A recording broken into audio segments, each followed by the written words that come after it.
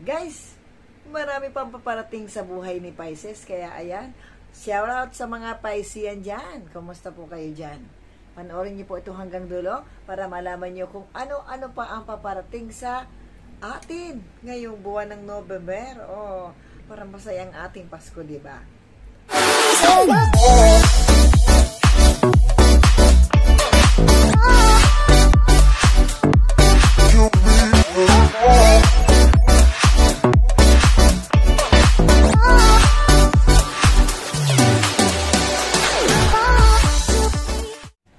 Hello guys, welcome back to my channel. Lovely guys. Ayan. Andito na naman po ako magsishare sa inyo ng about Piscean.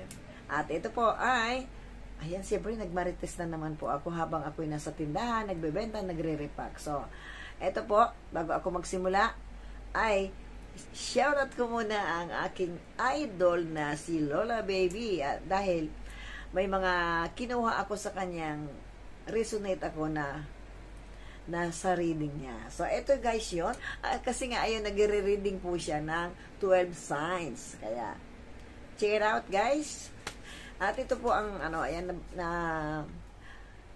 nakalap ko na mga resonate po ang Piscean. At sana kayo din. Ayan, comment nyo kung ano yung mariresonate kayo sa mga babangkitin ko. So, ito guys, ayan, siyempre hindi mawawala po ang pagiging success. Yung mga hinihintay nating ay hindi pa rin talaga tungkol siyempre sa love and career. Ayan, money, sa about money ay talagang tayo ay magkakaroon ng masaganang buhay ngayong at po kay Lola Baby ay unang-una na yung pagkakaroon daw ng public recognition.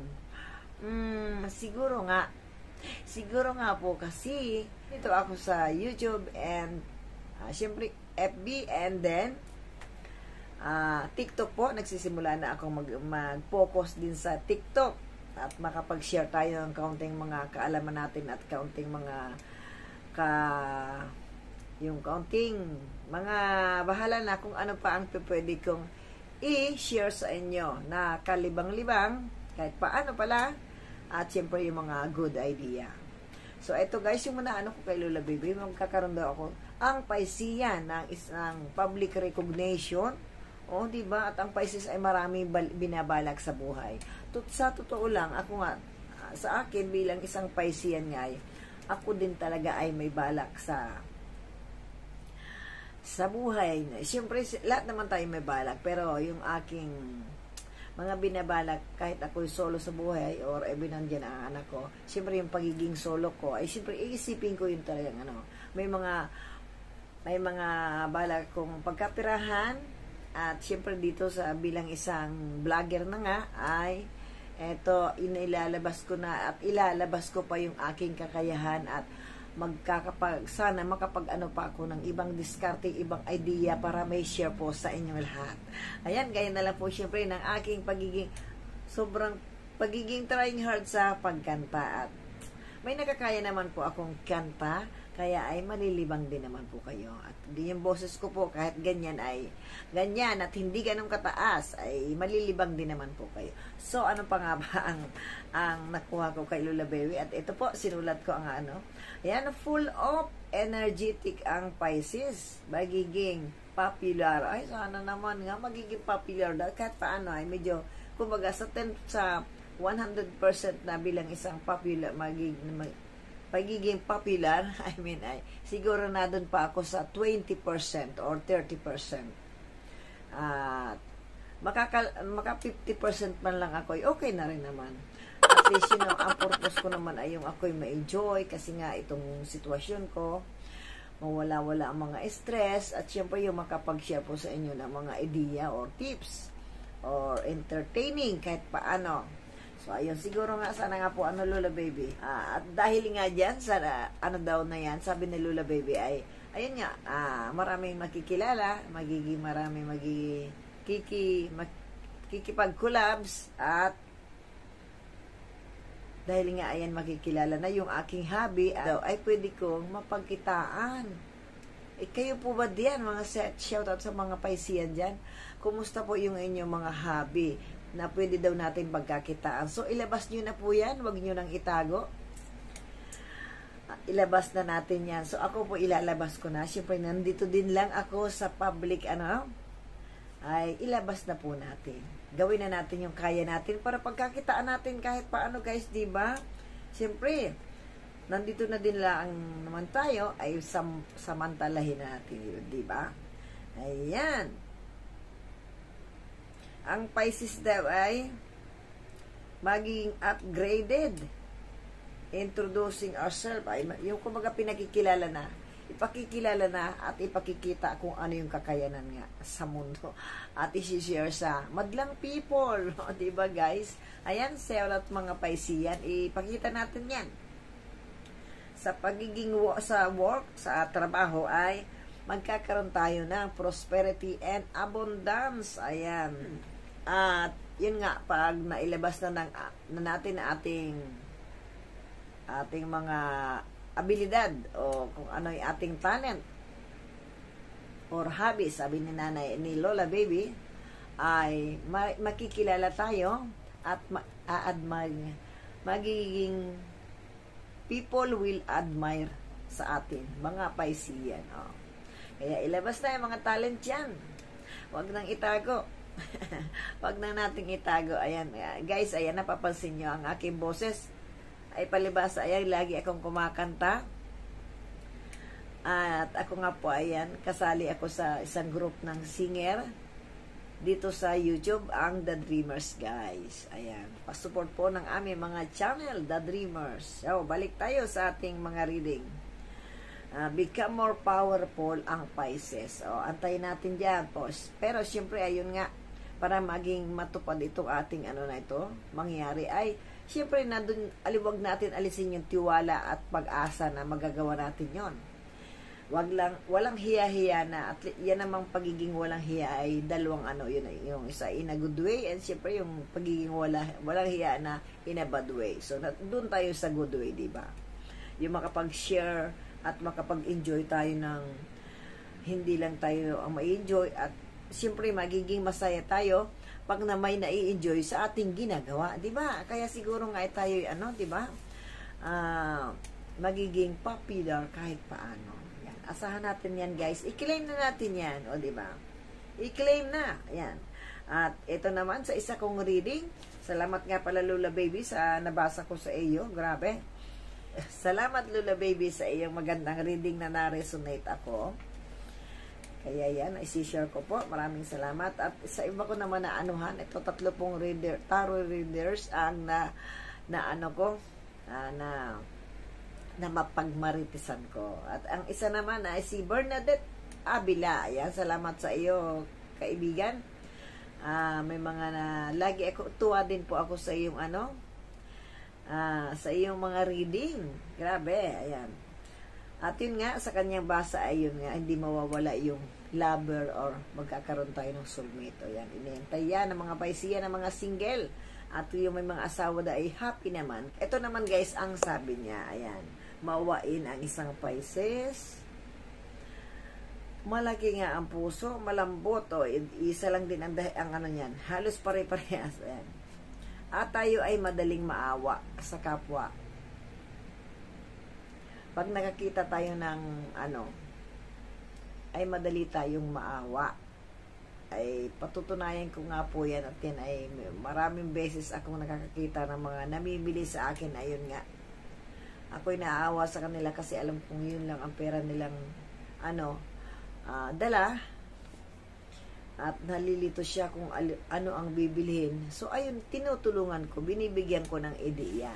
At sana nga ako'y pagkalooban, sabi ko, ng yung mga suki ko o yung nangangailangan ay matulungan ko. At ang dami na kawawa nila, guys. Yung iba ay gustong mangutang sa akin. Sabi ko, kung ako lang ay may pwedeng ipamigay sa kanila, ay bibigyan ko. Ay ako po hindi pa pwedeng tumulong ng tustusan. Sabi pa yan.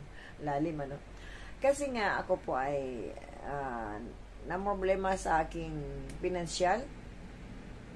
Nawalan ako ng pera. Kaya ako nahirapan. Nagkanda utang-utang ako guys, ng todo-todo. Nagkanda utang ako guys, kaya ayan, siyempre ako may binabayaran. At siyempre, bilang isang totoong kaibigan nyo, ay, nagsasabi ako ng totoo. Akala ng iba ako'y mapera. Meron, pero siyempre hindi naman po gano'n na ano. Kaya ay, yung mga umutang sa akin dyan, shout out. Sana malang maalala nyo ako, yung medyo malaki-laki ang nautang, para maiano ko din, at syempre para po ako, yun nga ang purpose ko. At makikita nyo naman po sa aking mga previous video, lalo na yung nung mga nakaraang pantaon, from the very start of my channel, na mga pinopost ko, na-upload ko po dyan, ay ako po ay nag-Santa Claus. Ayan, at yung may medyo marami-rami din ang aking natulungan kahit paano. Ayan, kaya totoo po yung sabi ni Bernadette Abila. Yan. Sister, salamat po sa iyo. Na ang ayun, maawain, ayan, madaling maawa, na pag may nakakita ng ganon, ay hindi makatiis, na hindi tutulungan. Hindi makatiis, na hindi tutulungan kahit paano sa abot ng makakaya. Yan. Totoo po yan. Kahit halimbawa yung mga nagbibenta ng mga karton, yan, yung iba binibigay ko na lang, instead na ipamigay, instead na ipagbenta ko. So, ayun, nagtitira lang din ako ng pambenta kasi siyempre, ako din ay maraming pangangailangan, maraming bayarin, yan, tauhan, yan sa tindahan, siyempre. At ang Paisian tao ay hardworking. Ayan, shout out Paisian, hardworking din ba kayo? Like me. Ayan, patutunayan ko yan kasi ako nga ay, ayan, ba't nga ba masipag ang kamay na ito? Ayan. Totoo po yan. At siyempre, sa pagiging natin, kaya nga tayo, ay siyempre, kapag kakalooban siguro tayo ng Panginoon, ay i-claim natin yan, guys. Ipagdasal natin yan. Anything you touch, turn into gold. Ayan. Kaya, inaano ko, lahat ng, ibig sabihin, siyempre, yung lahat ng binabalak siguro, ayun nga, sana, gaya, ito, patutunayan ko na, yung mga balakin ko na para ako din ay makatulong, una siyempre sa pamilya, at siyempre sa akin nga pala, kasi wala pa akong ganong ipon kalaki, wala pa akong ipon na for my future. Siyempre ayaw kong gaanong umasa sa anak ko. Siyempre alam ko naman di ako maano ng anak ko. Love na love ako ng aking anak, ng aking unikay. So ito guys, ano pa nga ba, tayo daw mga Paisian, maraming admirer, kaya maraming nang-i-stalk sa atin. May secret admirer na tayo, guys. Sino-sino kaya sila? Meron kaya akong poging admirer? Charot. Ayan, guys, ako lang po, ayan, ito. Ganito. Balabiro lang po. At isa yan sa katangian ng isang Pisces na may pagka-talkative. Ako ay sa pag-sales talk din lang sa mag-assist ng customer. Ayan. Na-assist ko naman ng maayos. Napaka-talkative ko. Kaya napapabili sila kahit hindi hindi balak nilang bumili. Ayan. Kaya sasabihin ng customer ko, nakita akong kakilala. Ayan, kausap, kwento-kwento hanggang sa napapabili ko. Tapos sisisihin ako, binibiro nila ako na, ayan kasi ikaw, galing-galing mamambola, kaya ako napabili sa iyo. O, di ba? Ayan. Karakter din ng isang Piscean. At ang isang Pisces ay tumatapang at nararamdaman ko yan, guys. Gaya ngayon na yan, ilang taon na nga akong solo dito sa upahan ko na ito.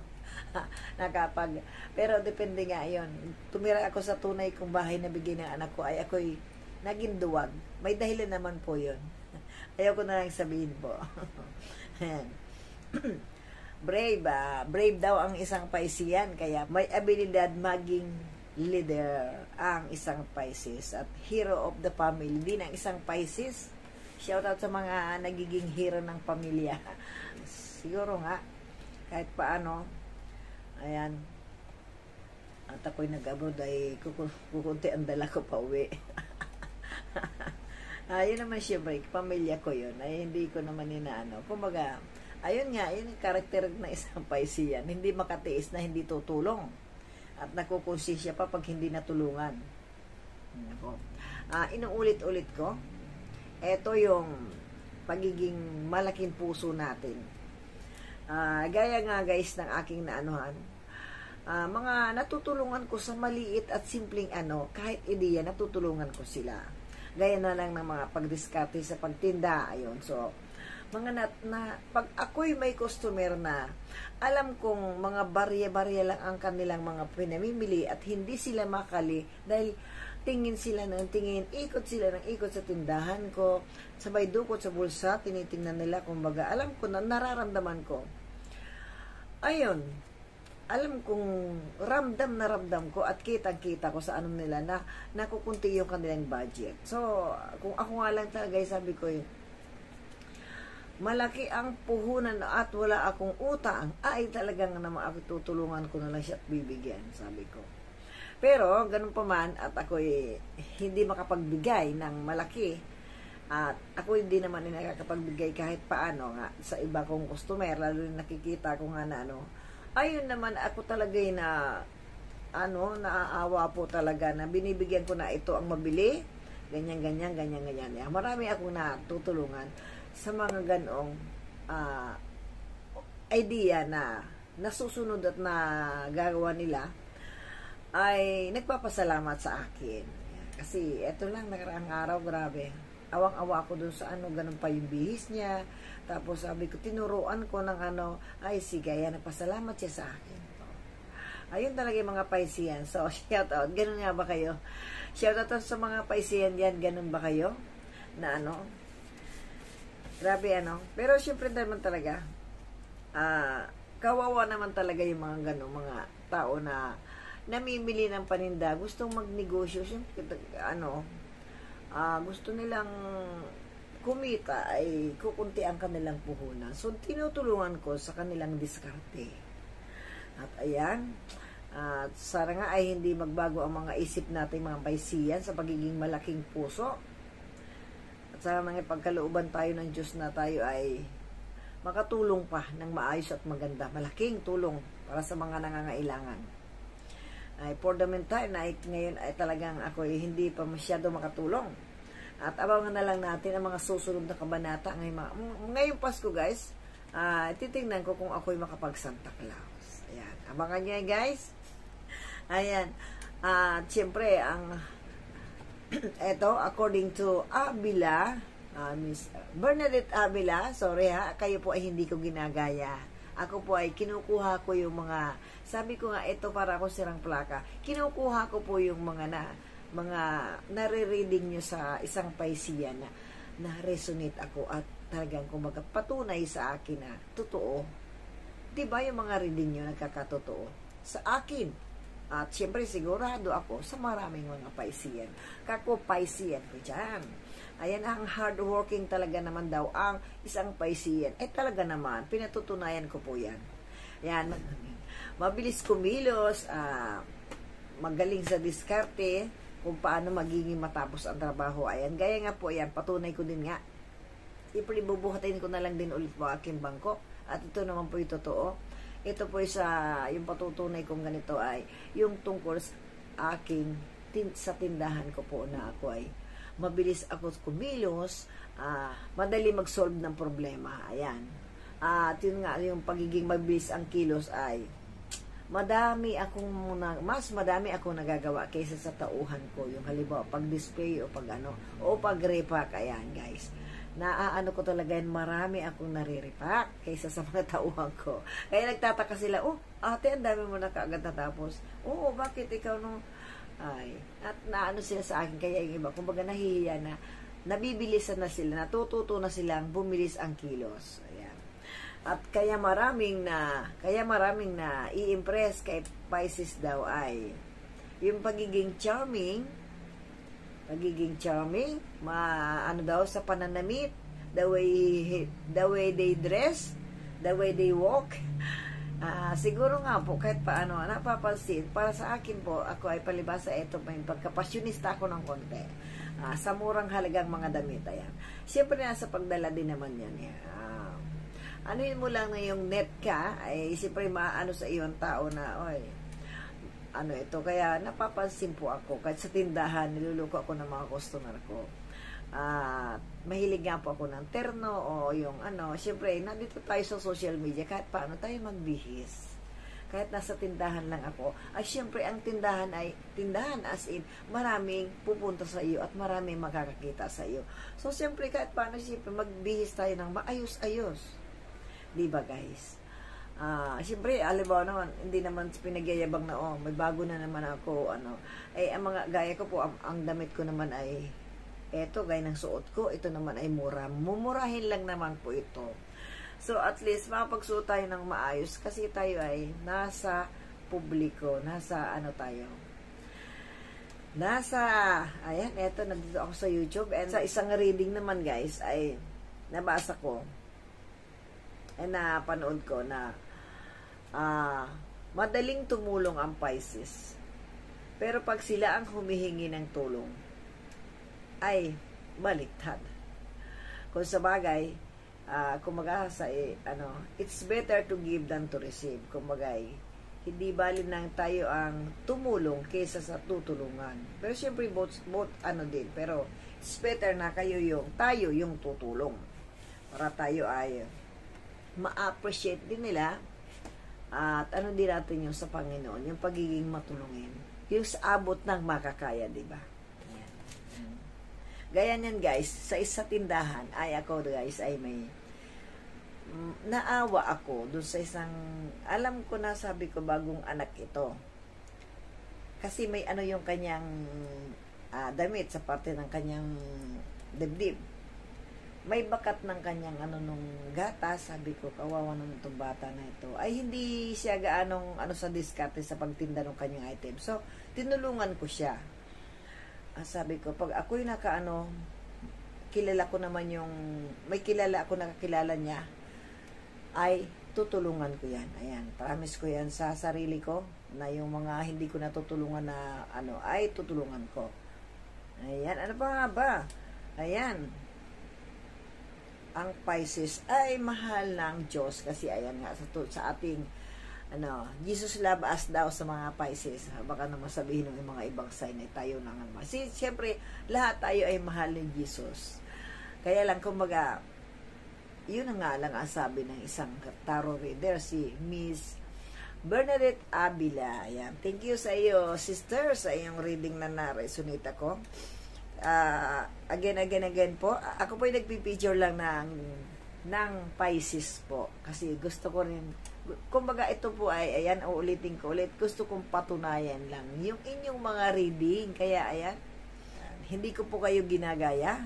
Gusto ko lang patunayan na totoo yung reading nyo sa sign ng Pisces. At yung kaninang nabasa ko, guys, ay ang isang Piscean daw ay mahilig magbasa ng tarot reader. Ay, siguro nga, kasi siyempre ako, ayan, mahilig akong magbasa at karamihan ay talagang napapaniwalaan ko. At kung kayo man ay nakakapanood ng inyong mga reading, ay huwag kayong maninisi sa mga